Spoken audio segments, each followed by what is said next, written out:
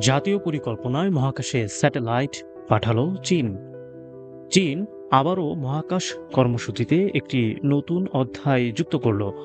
2025 সালের 29 মে স্থানীয় সময় দুপুর 12টা 12 মিনিটে দেশটির উত্তর পশ্চিমাঞ্চলের জিউকুয়ান উৎক্ষেপণ কেন্দ্র থেকে লং মার্চ 4B রকেটের মাধ্যমে শিজিয়ান 26 নামের একটি স্যাটেলাইট সফলভাবে মহাকাশে পাঠানো হয়।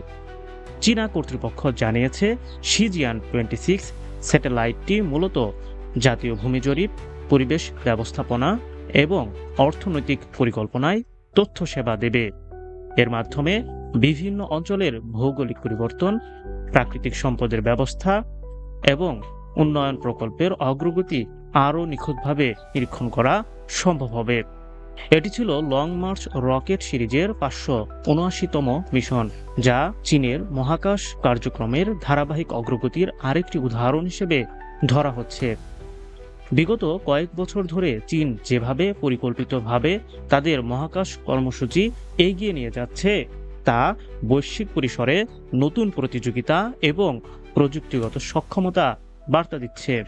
বিশ্লেষকদের মতে, চীনের এই স্যাটেলাইট উৎক্ষেপণ কেবল বিজ্ঞান ও প্রযুক্তির অগ্রগতি নয়, বরং দেশের অর্থনৈতিক ও প্রাতিষ্ঠানিক নীতিতে মহাকাশ প্রযুক্তির সরাসরি অন্তর্ভুক্তির ইঙ্গিত দেয়।